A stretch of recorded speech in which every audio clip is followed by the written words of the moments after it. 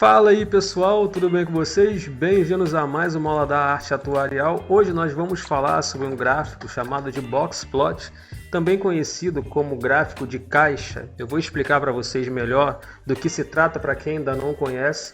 Mas antes de começar de fato a aula, eu quero importar os módulos que são necessários para que a gente possa gerar e analisar o gráfico box plot. Eu vou importar alguns módulos de algumas bibliotecas específicas e, como na aula anterior eu trabalhei com a biblioteca estatística, eu vou trabalhar também com a biblioteca estatística nessa aula aqui. Então vou pegar média, variância, desvio padrão dentro da biblioteca estatística. Então nós vamos começar a codificar e já importar os módulos de cada biblioteca. A partir disso nós vamos gerar os dados. Eu vou criar aqui de repente uma, duas listas para que vocês possam ver, e com o gráfico já pronto, aí que eu vou começar a falar das características de cada item que está no gráfico box plot.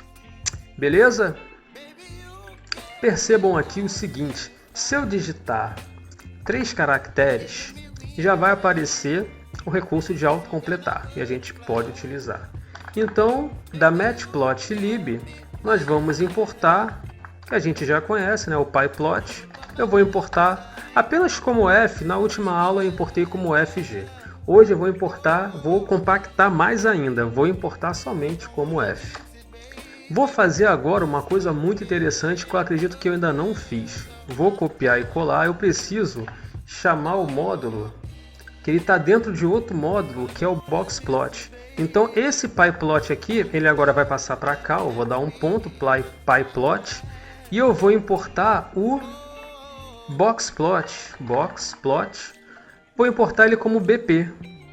Então olha que interessante, a gente tem o módulo, temos a biblioteca e temos um outro módulo que está dentro do módulo principal, digamos um submódulo. Então eu vou importar do módulo pyplot, que está dentro da biblioteca matplotlib, o boxplot, que é o principal aqui dessa aula.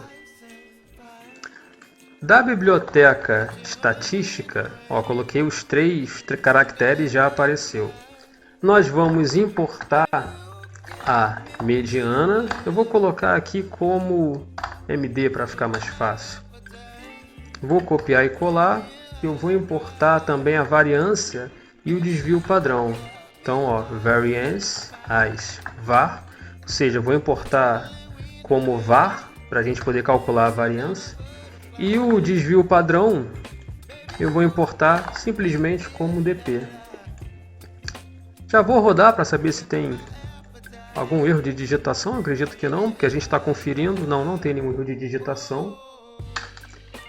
E vamos que vamos. Vou criar agora a lista para que a gente possa trabalhar e gerar o boxplot. Eu vou colocar números com desvio padrão baixo para que a gente possa, em números inteiros, para que a gente possa entender bem, absorver bem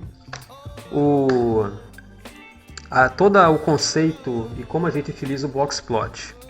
Então 1, 2, 3, 4, 5, 6, 7, 8, 9, 10. Deixa eu conferir uma coisa aqui. 1, 2, 3, 4, 5. 1, 2, 3, 4, 5. Deixa eu ver quantos números tem.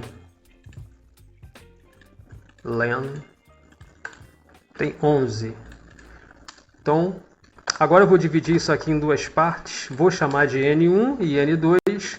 Vai fazer parte da explicação que vocês vão entender. 1, 2, 3, 4, 5, 6. Vou jogar para cá. E agora 1, 2, 3, 4, 5, 6. Também vou jogar para cá. Ok. Já rodei o N já. Vou rodar agora o N1 e o N2. Beleza. Estão todos na memória. E agora eu vou gerar o gráfico boxplot. Com esses dados aqui, na verdade só com esse dado aqui a gente já consegue gerar o boxplot. Eu importei como BP de boxplot, então basta colocar BPN, que é o meu conjunto de dados principal, para que seja gerado o boxplot. Vou desprender aqui para poder mostrar melhor para vocês, desencaixar. Está aqui bem grande. Vou deixar aqui também esses números à esquerda para que a gente possa conferir. fazer uma análise em conjunto.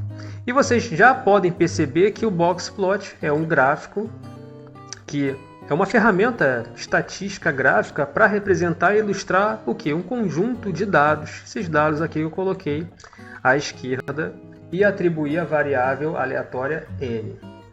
E esses dados, eles são distribuídos em 5 diferentes medidas. São 5 medidas, mas são 6 itens, porque a gente tem que contar também com os outliers, que também são muito importantes dentro da análise estatística. E o Boxplot, principalmente dentro do mercado financeiro, é muito útil para análise de dados e para tomada de decisões. Inclusive, no mercado financeiro, dentro dos home brokers, eles têm cores diferentes. Então, quando uma ação está caindo, geralmente é representado com um fundo vermelho e quando está subindo, é representado com um fundo verde. Tem outras variações, outras configurações que o usuário do home broker ele também pode fazer. Então, esse gráfico aqui ele é muito útil para a tomada de decisões e para a gente analisar os dados que estão sendo apresentados para a gente. Aqui tem poucos dados, mas a gente pode trabalhar com dados em grandes quantidades. Então aqui, como vocês podem ver, o Boxplot é uma representação gráfica de dados estatísticos com base no mínimo, que aqui é 1, o mínimo aqui do meu conjunto de dados é 1, o primeiro quartil, que é esse ponto aqui que a gente já vai descobrir qual é, a mediana, que está sendo representada por essa linha laranja, o terceiro quartil, o máximo, que aqui é 10, e o outlier também, que vai ser uma bolinha caso esteja muito distante, um dado bem distante desses dados aqui. Esse termo Boxplot, ele vem da língua inglesa, que significa aí gráfico de caixa. Por quê? Porque parece muito uma caixa. Então, simplesmente é por causa disso. Se parece com um retângulo, né? com as linhas aí que se estendem para cima e para baixo. Então essa é uma curiosidade. Então nós temos aqui o mínimo, aqui embaixo, primeiro quartil, mediana, terceiro quartil, máximo. Nesse caso aqui, como os dados estão bem inteiros, né? Não tem muita diferença de uma unidade de um número para o outro. A gente não tem outliers, mas eu vou colocar aqui mais exemplos para que vocês possam analisar melhor. Como vocês podem perceber, nós temos aqui os dados divididos de forma, digamos, até simétrica. Então, o primeiro quartil, esse valor aqui, vai ser igual à mediana aqui das n menores entradas. E o terceiro quartil vai ser igual à mediana das n maiores entradas. Por isso eu coloquei isso aqui. Isso aqui são, no caso, o meu n, né, as menores entradas, que eu dividi em 2, e aqui as maiores entradas. Então, aqui, o meu Q1 vai ser a mediana desse meu conjunto N1, que eu peguei lá do N, e o Q3 vai ser a mediana do N2, que é a segunda, os maiores valores. Para ficar mais claro, a gente vai ter que colocar aqui na prática. Então vamos lá. Eu vou pegar a mediana, que eu já importei ali como MD, dos valores das n menores entradas e a mediana das n maiores entradas. Aqui eu vou ter dois valores, 3,5 e 7,5. Vou desprender aqui, desencaixar. Então aqui eu tenho 3,5 nessa linha aqui, 3,5, e nessa linha aqui de cima eu tenho 7,5. Então é assim que esse gráfico aqui ele funciona. Então eu peguei aqui as n menores entradas, que são esses dados aqui, que inclusive foi grifado, e as n maiores entradas. Então, revisando mais uma vez, aqui, primeiro quartil, n menores entradas, e terceiro quartil, n maiores entradas. A gente pode também representar esses números de maneira mais fácil aqui dentro do Python. Vou explicar para vocês como fazer, que eu já expliquei anteriormente, mas eu vou revisar também aqui com vocês.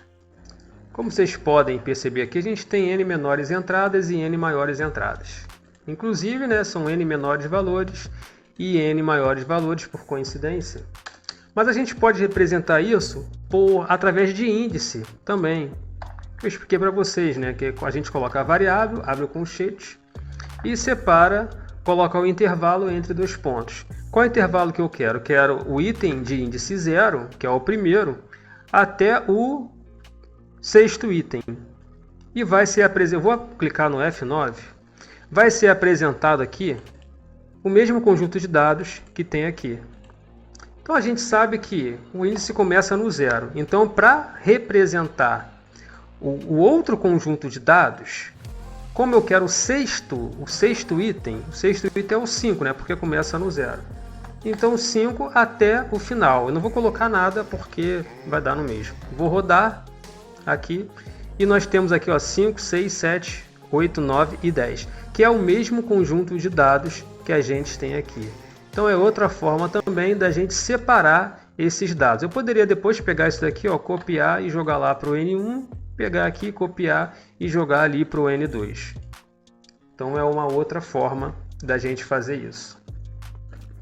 Vale lembrar também que isso aqui pode estar dentro do print, ó, print, colocar um texto aqui, ó, Q1, dar um espaço. Eu vou copiar isso tudo aqui para dentro do print. Ó, Q1, faltou um, opa, teve uma a mais aqui. Foi, faltou um e aqui uma vírgula. Agora foi. E tem aqui, ó, Q1, quart 1, 3,5. Vou copiar e colar, colocar aqui embaixo. O teclado hoje está em guerra comigo. Então aqui, ó, Q2, que é isso aqui, ó. Vou rodar e vai aparecer, ó, Q2, 7,5. Então a gente também pode incorporar esse código aqui dentro do print. Assim como também a gente pode simplesmente colocar aqui, ó, Q1, dar uma vírgula e colocar o Q1, que é a variável que já foi criada. O resultado ali vai ser o mesmo que está aqui em cima. Então, programação é isso, é uma combinação de vários códigos diferentes que a gente pode utilizar aí ao longo da programação.